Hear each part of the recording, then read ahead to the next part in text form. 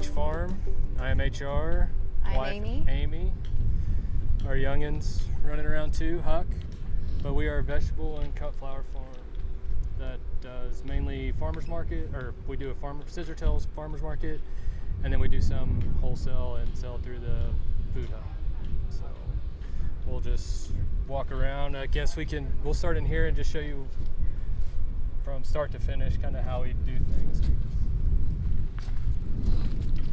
You'll probably have to do like a single file line. It's kind of tight in here, but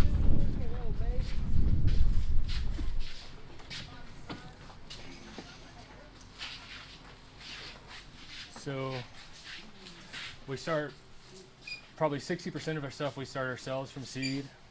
We have a grow room here you guys can check out. The rest of it we order in plugs and either pot up or put directly in the ground. Y'all want to peek in there? You can.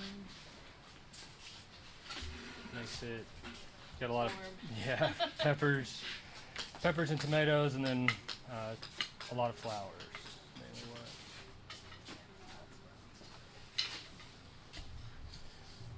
Those shelves you can get pretty inexpensive at Costco or Sam's and Amazon Lights, the cheapest ones you can find. I think it's like a $300 to $400 a shelf. Yeah. If y'all are interested, that's how we've kind of priced them out for a full shelf, lights, trays. Don't buy expensive Don't buy expensive marijuana lights. grow lights. Yeah, don't Just buy those. Shop lights and hang them. Works sufficient. You see here so in the back we've got 3 10 by 10 walk-ins. This is our wash and pack room. Mainly process all of the only thing we really wash are greens. And then some of our root crops we spray off, but we do all that outside. Got 2 stock tanks that we're hoping to upgrade, and then, like I said, Walk-ins. if y'all want to see this walk-ins is functional right now, we can take a look at it. Excuse me.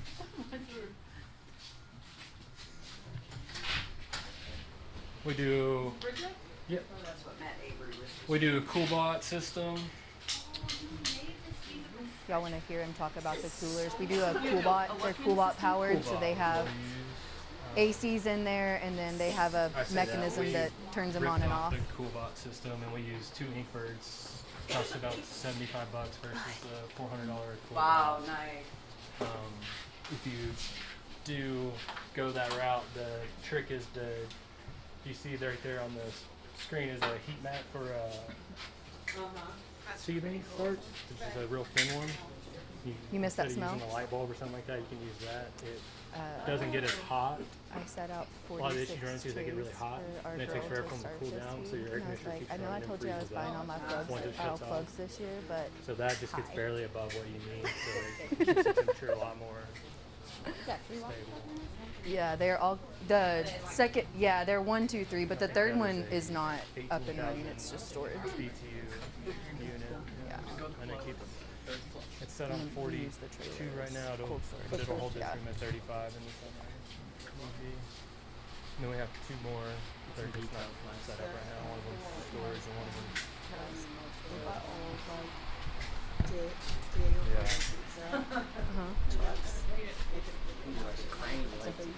I've built their several of walk-ins. them, so if you have any questions, I can. Oh my gosh. And they did not. Yeah, that's when I was like, she's came to me. So yeah, just pizza. Just they said Diego pizza. Paint them.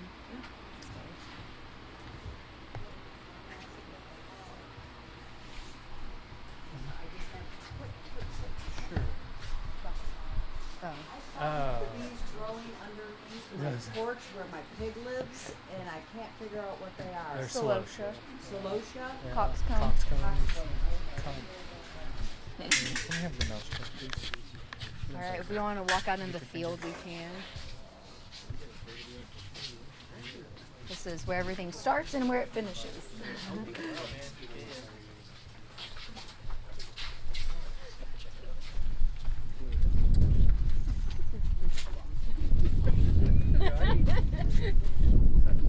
So as you're all aware, it is March, so there's not a ton of stuff in the ground, but We have about 3.5 acres. We grow on probably I about know. 2. The tunnels, we have 7 tunnels that we use for season extension. We actually harvested from them up until, with no heat, until, well, we haven't really stopped, but up until the last freeze in January, the really, really bad one. But we do a semi-rotation as much as we can. With flowers, it helps a lot because they can kind of grow anywhere. There's not a ton of place you have to put them, but we operate on 30-inch by 100-foot beds. BCS compatible and plastic mulch compatible. We have about 300, the equivalent of 300 100-foot beds, right? Yep. It also makes our succession planting easier because we know how much that produces and then how much we can harvest from that, so we keep our bed lengths all the same. Sometimes we put multiple varieties in them, but we mostly try to do one variety, one bed. So these are all overwintered flowers. Cut flowers over the past 2 years has become a larger portion of our business. Kind of letting us figure out vegetables while we sell cut flowers. They're awesome. But yeah, so we overwinter these. Most of them are good. They all obviously lasted through the freeze. We'll row cover them if it's going to get like under 10 degrees, but for the most part they've been uncovered all winter. The hardest part of flower farming is having filler and flowers at the beginning of market, and overwintering them allows us to do that, so it's worth kind of fighting it and getting it so that we can have bouquets the opening of farmers market when everybody shows up the first week. Asking for okra. Yeah, right. So then over here we have failed carrot crop with what was told to me to be seedless wheat straw that is growing a pretty good wheat crop, and some bolted arugula. Sorry. Overwintered bolted arugula. Yeah, overwintered bolted arugula. And then we started direct seeding. We started direct seeding about 2 weeks ago we'll direct seed our lettuce mix up until the grass takes it over. And then we switch it. You'll see over here we grow under plastic or just head lettuce that we cut. But the direct seeded stuff we like a lot better. It's just hard the weeds and the weed pressure is really tough.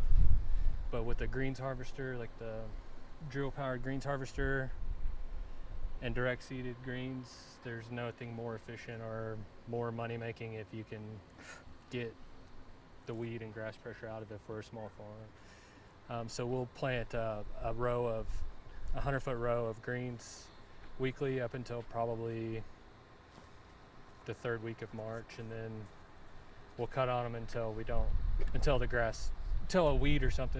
get tired of picking weeds out of our lettuce mix. Yeah. But And we use a Jang seeder to direct sow everything except for sunflowers, and we use an earthway for sunflowers. All of our baby leaf is 9 to 10 rows per bed, depending on how straight you walk, and we overhead water all of it. We don't put drip down because it's just a lot easier. In the spring, you don't need near as much water. I'm gonna go Let's go back this way. Okay, we're gonna go back this way and then up through. And we'll go to the big field. This is where we hide all the stuff from the neighbors, where they don't see it from the road. Back here.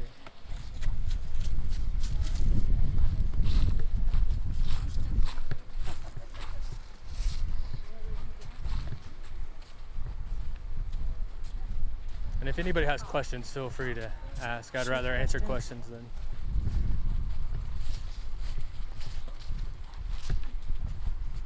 So one thing I've noticed is that you've kind of progressively grown. Uh-huh. How did you kind of create your like path? Like, do you have like a goal or your business plan? Like, were you like, this is our 5-year plan, and are you like, actually sticking to it, or going with whatever comes? No, I mean, we've definitely pivoted a lot because we started 2019 in our backyard. Yeah. In 5 minutes from north of downtown Oklahoma City. Like, I think we had 300 or 400 tomato plants and about 1,200 lettuce plants in our backyard. Yeah. In our, it's 0.2 two acres. lots, but it's a 0.2 acre lot, and then all of this started with literally me asking if I could grow a row of carrots. One row of carrots right where that tunnel is 5 years ago, and now This is it. yeah, The shop wasn't here. We did true. not have a tractor. we didn't have a tunnel. We didn't have tunnels. So the- everything, Yeah, these two are new this year through the NRCS Equip grant. cost share. Thanks. There we Yeah. go. Not Farmer's Equip. Friend tunnels. Yeah, Farmer's So Friend. these are Farmer's Friend Quonset Pros with Dutch end walls. We were out $1,200 total from Through the- purchasing through the two cost share. through the cost share. Yeah. So that was money well spent, not a lot of money out of pocket. Yeah. But as far as the farm goes, we pivoted towards flowers a little bit. They're a lot higher margin crop that have kind of allowed us to figure and work through a lot of the struggles that come with growing vegetables, because they're infinitely harder. I mean, it's the pest pressure, the inevitable failures, the weed pressure. It's just tough. The flowers have given us a lot of grace on our learning how to be vegetable growers. They also really complement vegetable production. When veggies are down at the beginning of the season, we can have flowers ready for market. When veggies are a lot harder to have at the beginning of April, in the fall when veggies are kind of picking up, flowers are dying off. So they really supplement and allow us to have more consistency, which helps when you're trying to scale up with labor and just like farm expenses. So having that go together works really well. Who do you sell to? Do you sell at markets? Do you sell wholesale? Scissortail Park Farmers Market. We have a lot of florists this year that are asking us. Brides want local flowers, so we are working on that. Another pivot that we did not see coming, but we're working on a system to be able to supply florists as well. So we'll see. We have actually scaled up to the point where we could do it. I would say this is the first year where we are planting enough to have more than what we could sell at Scissortail. So we should see. We've kind of grown that business, and then Don't you have a subscription? we don't do no subscriptions. We don't like the pressure. Yeah. So we're anti-CSA because we don't want any pressure. We don't want to take your money and then not be able to Yeah.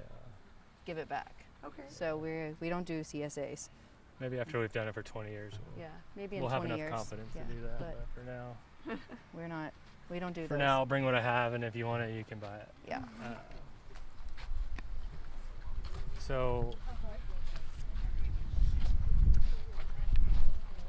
we did, like I said, we bought these through the cost share, which then I just tried to steal their idea and build it out of wood, and it's going pretty well, other than I've just stopped. But you can actually build, if you use wood, you can build these end walls for probably $225 for a tunnel, whereas these are 1,100. 1,100. 1,100 per end. The end walls add to the cost because you pay for the tunnel itself, and Yeah. like through Farmers Friend especially, you're paying for the tunnel and the plastic and all of that, and then the end wall is an additional cost. And if you're going through an NRCS cost share program, you must have an end wall. So if that's something you can figure out to build yourself, you save that portion.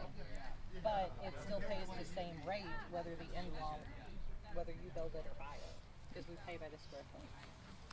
And then something, I'm sure a lot of you can probably grow tomatoes, but we did the Farmer's Friend trellising kit for lowering and leaning. It seems like a good idea, but you need to find a way to drop it, because I'm about 6'1", and hanging hooks is impossible without a step stool. That would be my only complaint about them. Otherwise, you got to grow the tomatoes on the sides to be able to efficiently lower and lean them. But we're working on a way to get that down this year to where we can actually. It's inevitably what happens as things grow, it gets out of control, it gets hard to get in there. So I don't know that we've ever lowered and leaned a tomato crop, because it's not easy. And anytime, especially out here, something that's easy gets done, something that's hard gets pushed to the back real quick. But there's some overwinter, or no, that's newly planted status and snapdragons. Both are flowers.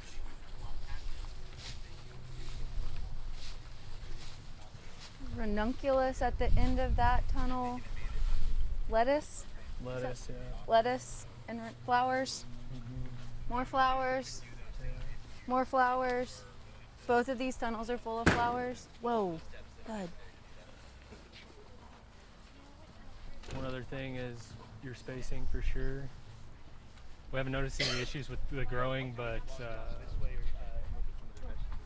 weed management, grass management between them, if you have the space, spread them out. You notice this was the first one we built. They progressively get further and further apart as we try to deal with the in-betweens. Right now there's some cardboard hanging on for dear life there, but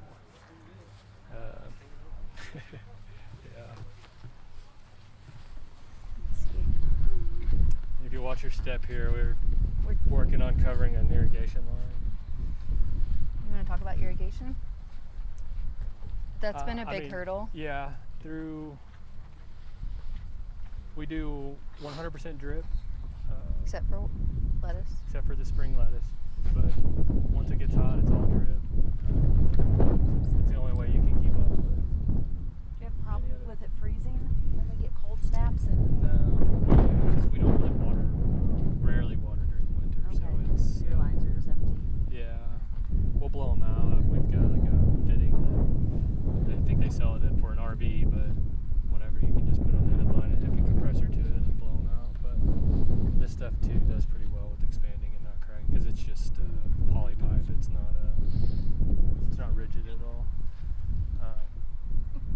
But we run things off of just your run-of-the-mill timers. They're a little bit frustrating, but putting in the whole system of like a sprinkler timer is a pretty daunting and costly thing. So we run it off of just 2 or 4-way timers that you would get at Lowe's or Home Depot or Drip Depot. I think might have the best price on them. We normally need them last minute, so Yeah. we normally default to Lowe's. But this is where we started, and then 2 years ago we leased. This is all land that we lease. We don't own any of the land. We lease from. We do lease. We 100% lease from his parents, and then these are the neighbors Yeah. that we lease from. About that, yeah. But so I attempted a rye cover crop. I tried to beat the rain back in October, and it ended up pouring, and I never drug it, and so I have a rye cover crop in all my tire tracks. But I don't know. I'm sure it'll help. So we'll see. This will be our pollinator plot. As part of our NRCS tunnels, we have an equivalent square footage of pollinator habitat, not plot, habitat. Do you have a pond close by? No. No. We have the Canadian River is a mile to Oh, the okay. north of here.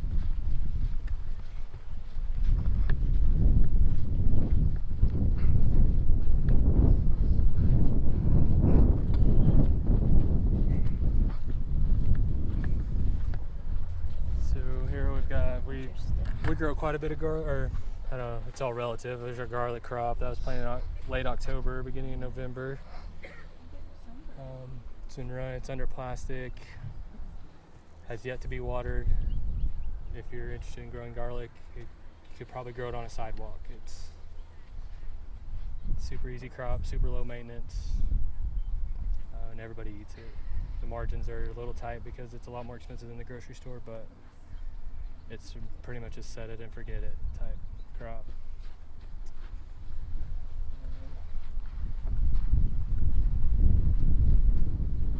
Then we've got some accidental overwintered kohlrabi that somehow survived the freeze uncovered. Well, I think our low here was -2 in January.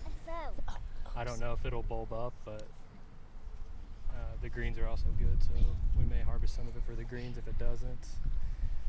And then we've started so these are the beds that the plastic mulch layer will lay if you don't run plastic. a lot of our direct selling stuff, and late fall, early spring, when we don't want to use plastic, we'll just run it up without the laying any plastic or the drip tubes, and it builds a great 4-inch raised bed that's 30-ish inches wide. Allows for good walkways. I think we got some turnips coming up, and then bok choy and some more kohlrabi. We love kohlrabi. It's an easy crop to grow. It's pretty quick and it's heavy. Which was, since we started doing some wholesale stuff, heavy crops are Advantageous. very advantageous. Yeah. And then over here is Oh, these are perennials. yeah, she can tell you about that. She's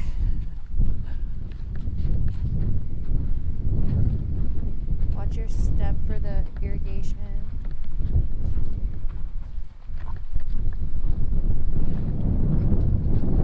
If you ever kind of want to half-heartedly trench an irrigation line, your potato plow or your potato digger makes a decent trench. This is our peony field. There are 350, 350 peonies, however you say them. They're starting to pop up. When we started flowers, we knew we wanted them. If you're growing flowers, they bloom at Mother's Day, and that's the biggest week of flower sales ever. We cannot grow enough flowers for Mother's Day, so if you can have perennials that will bloom then, it is worth the investment. We ordered them all from Ownings or Edney. We try to stay under $10 a bare root, and by year 5 to 6, each one should have 30 stems on it, averaging a wholesale price of $3 to $5 a stem. So they are well worth the investment. We'll add, I think, 150 more this year, so we still haven't hit capacity yet. On the flip side, these are daffodils. Do not buy them. Do not plant them. No one will buy them. You will throw them all away or end up with a house full of daffodils because no one wants to buy them. We have 7 varieties of daffodils. They are all beautiful. So, peonies are a good investment. Daffodils, not so much. But they are pretty. That was our first shot at having early flowers because Yeah. they're the first. But Yeah, they are the first to bloom, so that was the intent. Like, we'll have flowers by the first market, but it doesn't matter if you have them if no one buys them. This is a yarrow plot. There's probably 400 yarrow plants here. We grow a lot of it, and then we also are getting into tinctures and more like herbal medicine. Yarrow is pretty useful there, so that is the intention with this. So kind of some herbal medicine add on to our veggie and flower production. Kind of plays well together. So when we diversify, we try to diversify with something that's already in line with what we're doing. So if we want to add a product line, right now it kind of needs to be shelf stable and high margin. So that's the requirements. We're not going to do anything else that's high risk. So anything that will sit on a shelf and add money during the winter, or kind of a value add good. So kind of where we're at. But that's it. Y'all have reached the end of the end of it. I think that farming is really hard, and you get into it a few years and it can burn people out. They've stuck with it, and they've found some successes. So where I've plugged in with some of that is they came to me when they wanted to seek some grant funding through Oklahoma Department of Agriculture, Food and Forestry. They were looking at some of the farm diversification grants, and they said, hey, we want to write this grant. Can you help just kind of advise us and provide some kind of high-level overview of, does our budget look good? Does this look like a plan that could be funded by ODAF? And I know there's some ODAF people here. And so I said, sure. So we sat down, we worked through the farm diversification grant, and at the time they were growing some summer vegetables. So they were early on in their operation, and they said, we want to add flowers. And so they went for it. They got funded. They got $10,000 or so from ODAF. to fund starting cut flower production. And today, I think flowers are something like 60 or 70% of their farm revenue. So what was an add-on through that farm diversification grant has actually become the lion's share of their business to this day. So did they tell you a little bit about the flowers and the things that are going on here? Okay. So they have these tunnels here. They built these ones and paid for them themselves, and they used USDA services, the NRCS High Tunnel Cost Share Program, to build the two behind me here. In addition to grant writing, I've helped them through 2 different diversification grants. On the back side here, we can go look at it in a minute. They got a grant through ODAF to grow garlic. So they were wanting to add garlic, and so we can go look at that in a minute. Another $10,000 fund that they got to start garlic. As a county educator, we do things like help you with soil testing and providing recommendations for soil remediation. We do water testing. And other similar things. And so one of the things that I've worked with them over the years through has been soil testing and water testing. So they've done a lot to remediate their soil over the years. You can see like this soil here, it's got a little bit more dark color to it. It's a little bit more friable. When they first started farming, it all looked like the compacted red, sparsely greened area up there. It was really hard to work, and they've conditioned it over time. So that took adding compost, doing some soil tests, and those soil tests kind of identified some areas where we could prioritize managing and addressing deficiencies in the soil. But one of the things that we figured out over time is actually their well water is the pH is really, really high. And so we were doing some things to address the soil, but when you have water that has a really high pH, the changes to the soil were actually being kind of mitigated or being basically undone by the water quality. And so did he tell you about the acid injection or anything? Okay. So one of the things, his pH on his water, I think, is close to 8, which is pretty high. And so it's over time forcing his soil pH really high, where it's making nutrients that are key for growing vegetables and flowers unavailable. So if you know anything about pH, there's kind of a scale 0 to 7, 7 being or 7 is like right in the middle, and that's kind of that neutral pH. You want to be somewhere in that 6 to 7 range for most production of vegetables and flowers. There are some exceptions, but when you start getting up into 7.5, 8, it can really limit key nutrients that are needed for plants. And so he actually had to invest in putting a acid injector on his well, so that all the water that's going through his drip system out into flowers and vegetables, the pH is where it needs to be. And so he has to monitor that every few weeks, every month or so. He's doing some pH testing, making sure that the balance is right so that his pH is where it needs to be. And so the soil testing and the water testing services that we offer at OSU Extension were a big part of helping them kind of figure out where they needed to go with that. But I really can't take credit for anything that they've done. I've just kind of been around to pick up the phone and help connect them to services. And so one thing I want to say about Amy and HR is they are a really good example of a new and beginning farmer who have just taken advantage of the support and the resources that are available to them. So not just with OSU Extension, but they've worked with USDA and NRCS to put in high tunnels. They've gotten funding through ODAF from the farm diversification grants and some of the services that they have, and other things that I'm not even aware of, I'm sure. And so when you take advantage of those resources that are available to you, you can start to get traction. It's not always easy to access those resources, because sometimes there are hurdles and obstacles and prerequisites that we have to meet. But when you are able to take advantage of those, and when you do, it can lead to success. And I think Amy and HR are a good example of that. So any comments or questions? Anybody from ODAF or USDA or others that want to make a comment? Okay. If you want to follow me up here, we can go look at their garlic and some of their other stuff. Yeah, so these 2 tunnels I mentioned, these are the 2 that the NRCS cost share program provided.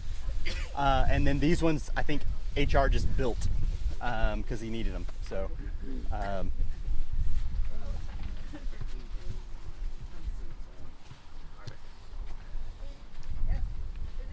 days does it take to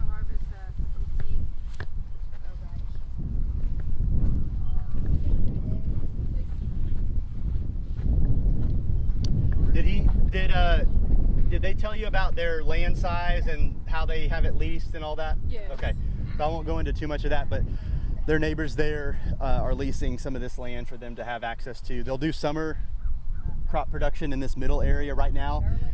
They put a cover crop in, and then it started raining before they could smooth it all out and get it cleaned up. So he was saying that a lot of the cover crop ended up in the tire track ruts. You can see they've got some cool season crops in here, and their garlic right here, which we can go look at.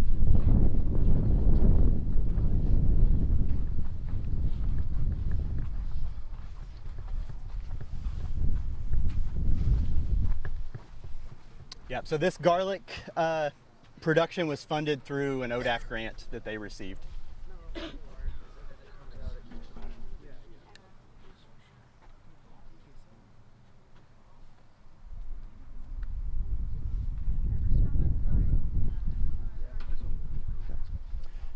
They told you about where they sell primarily on Saturdays at Scissortail Farmers Market, and then they sell through the OK Seafood Hub and some other outlets as well.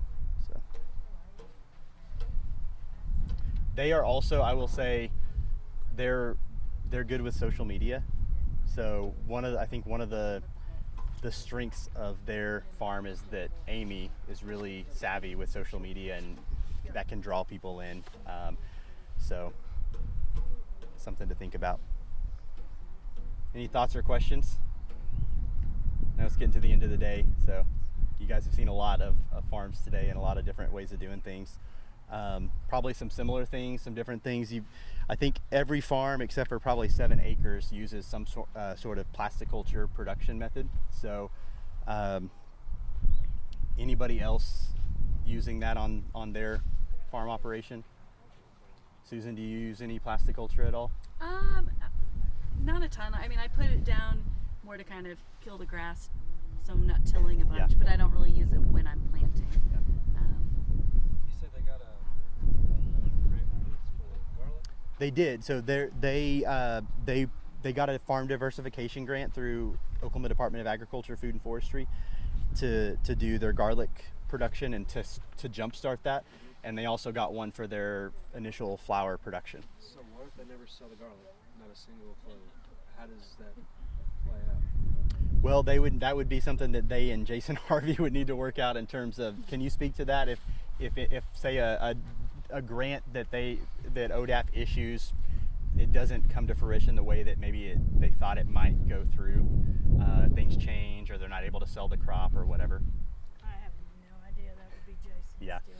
I would say, in my experience, as long as you're communicative and you explain what went wrong and you talk about it, that they're understanding, but also they're going to fund projects that they think can be successful, and they're going to fund projects that have a clear plan. And so if you don't have a good plan, you don't have a good budget, you don't have a clear market that you're explaining in that grant proposal, the odds of you getting funded are not going to be very good. Funded again. Right. Yeah. That's what I was wondering. Yeah. So the guy's name that he's talking about is Jason Harvey. He's kind of in the market development area, and he's the one you would have to talk to and show your business plan, farm plan to. They do it about four times a year. If you go on ODAP's website and you can see all the grants and zero interest loans thing that they have, and you can see their deadlines. And also, they don't give it all to you at once. So I have one right now. So they gave me a third, and I had to put it in, spend the money, and then I had to do a whole written report and say, hey, this is how it's working. These are adjustments that I'm making. This is where I spent the money, and it's a very detailed report. Then they look at it again, and they're like, all right, we'll give you the second portion. So that probably, if I had failed on everything that I previously said, then they might not. I mean, I was nervous. I mean, I'm like, oh gosh, am I going to get that second round?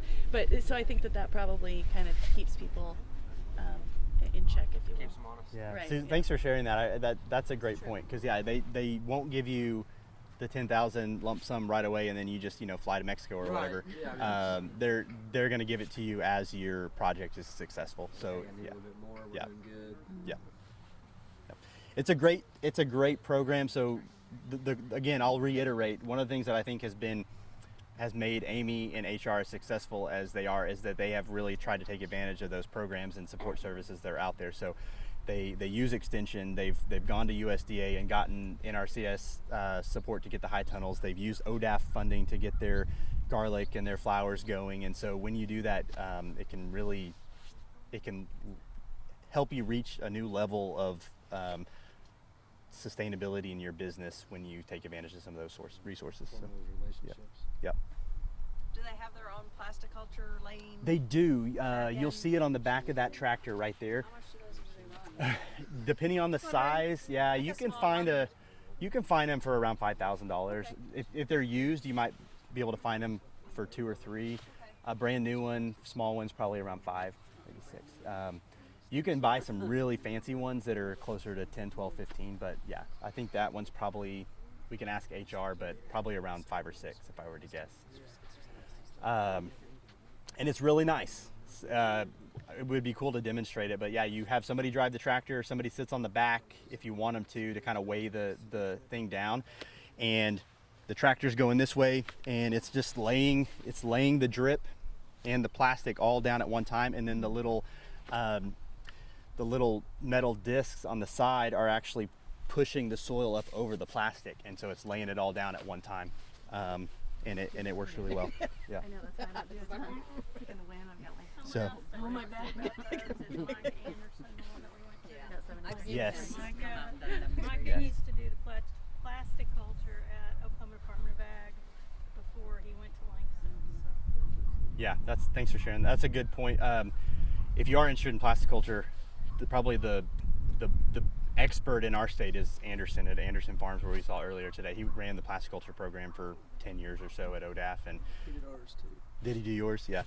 So yeah, he's happy to share his experience and knowledge, and has bailed people out many a time where they need help, and he'll just show up and lay it for you. So yeah, he's really good. He taught me everything I know about installing plastic culture. So yep.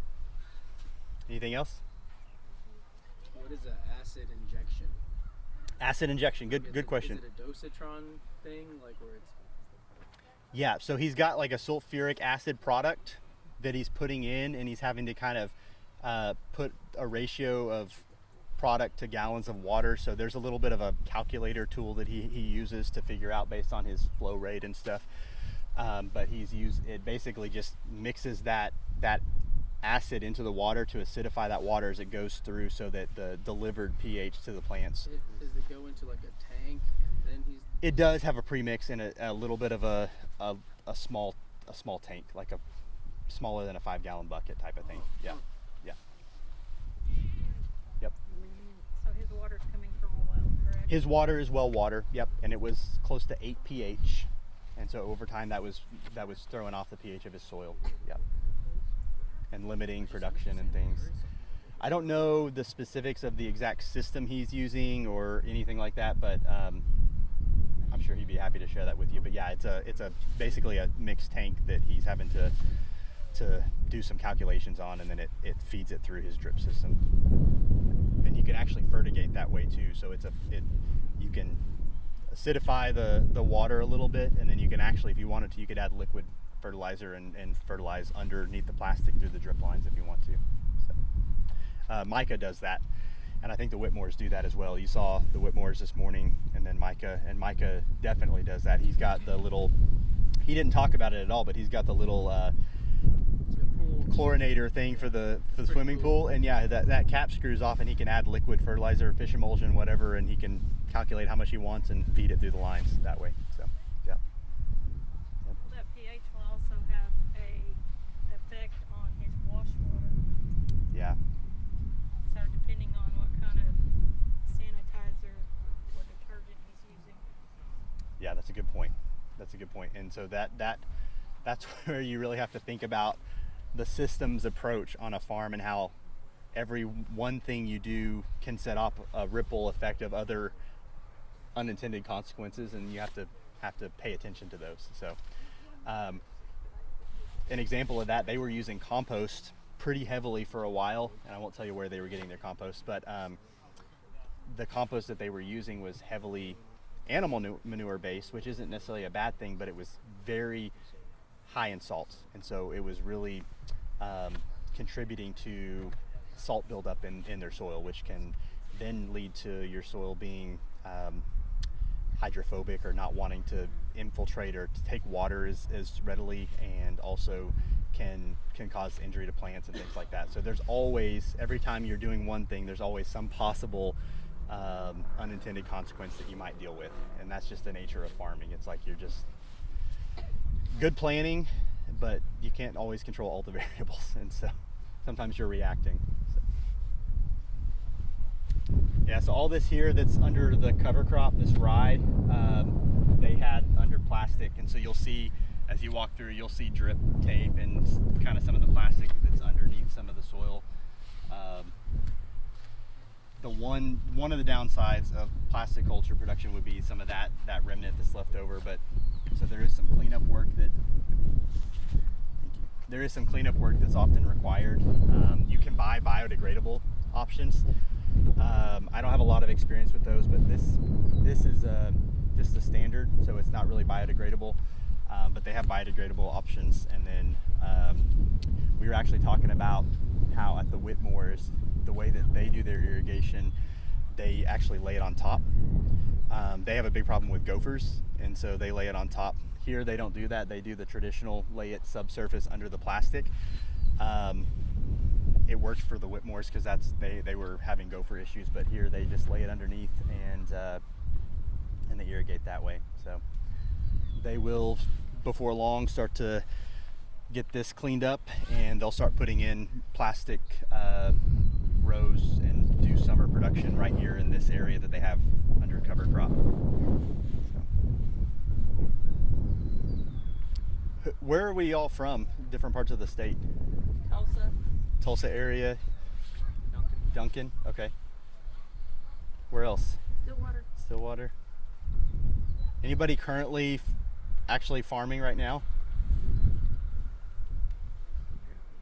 And then some aspiring, and then support people as well. Okay. Well,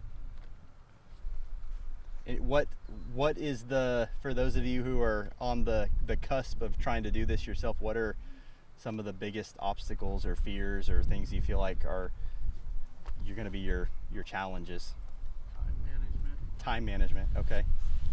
Yeah. I'm assuming maybe you work outside of the farm and then trying to build something on top of that. Yeah. I work at Thinkability, which is like a local farmers market, and we grow, and then I have 30 acres of my own, trying to do simultaneously.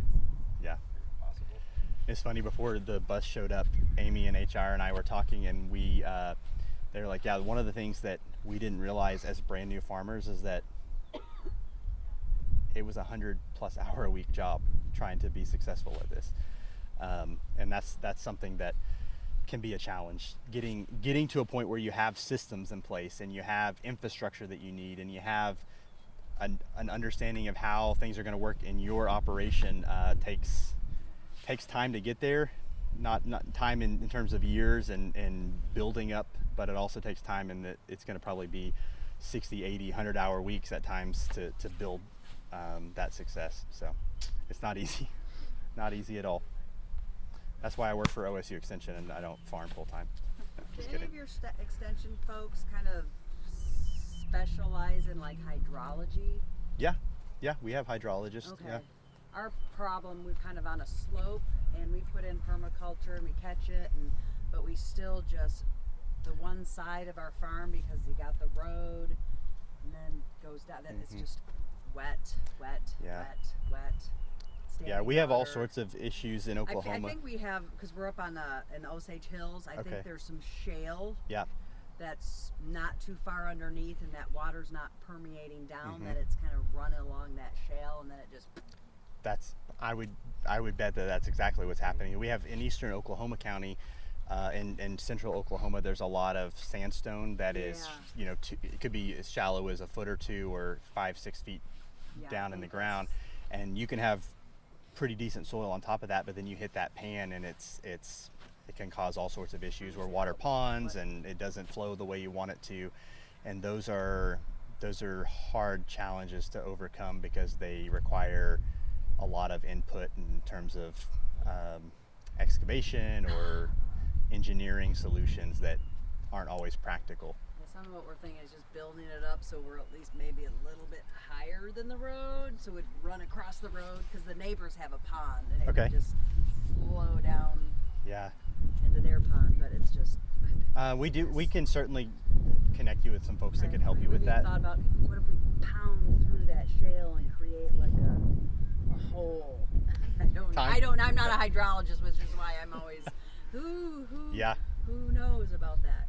Yeah. The other thing, so water is a huge challenge. They were lucky that they hit water at like 50 feet or so here. I think their well's a little over 100 feet, but some places in Oklahoma you might have to go 150, 200 or greater to hit water, and then we don't always know. It's like a dice roll knowing what quality that water is going to be. So that's water is one of the biggest challenges we face as farmers in Oklahoma.